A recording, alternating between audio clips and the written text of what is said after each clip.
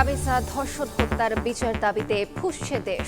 সহপাঠী সহ নানা শ্রেণী পেশার মানুষের বিক্ষোভ, কলিজার ধন হারিয়ে শোকের সাগরে মা বাবা।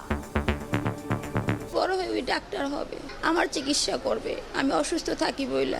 আমার বাচ্চাটাকে নির্মমভাবে হত্যা করছে, তার একটা ন্যায্য সঠিক বিচার হোক। কি ক্ষতি করছিল ওই বাচ্চা যে ওরে মারলো? আমাদের সন্তানের নিরাপত্তা কি? এত বড় নৃশংস ঘটনা যেন বাংলাদেশে আর না হয়। 24 ঘন্টার মধ্যে বিচার করতে হবে। 7 দিনে তদন্ত প্রতিবেদন দেওয়ার নির্দেশ আইনমন্ত্রীর। সংক্ষিপ্ত সময়ে চার্জশিট দিয়ে দ্রুত বিচারিক প্রক্রিয়া শেষ করার আশ্বাস স্বরাষ্ট্রমন্ত্রী।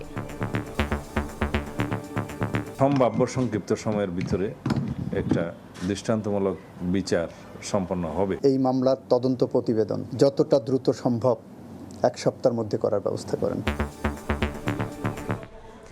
দেখছিলেন প্রধান শিরোনাম। সন্ধ্যার সময়ের সঙ্গে আছি আমি আলিশা ইসলাম। এবার অন্যান্য শীর্ষ সংবাদ। দুর্গন্ধযুক্ত ময়লা পানিতে ব্যবসা বাড়ে ওয়াসার। বিলের পাশাপাশি গ্রাহকের কাছে আলাদা বিশুদ্ধ জল বিক্রি নগরবাসীর ভোগান্তি হলেও লাভের অর্থ গুনছে সংস্থাটি। হামা উপসর্গে ঝরল আরও 7 শিশুর প্রাণ। রোগীর সংস্পর্শে আক্রান্ত হচ্ছে সুস্থরাও। এখন থেকে নিয়মিত চলবে টিকাদান। ঈদের পর ভিটামিন A+ ক্যাম্পেইন। গ্রাহক পর্যায়ে বিদ্যুতের দাম 5 থেকে 10% বাড়ানোর প্রস্তাব। যোগ হবে পাইকারি মূল্যহারও। গণশুনানিতে অংশীজনদের তীব্র বিরোধিতা।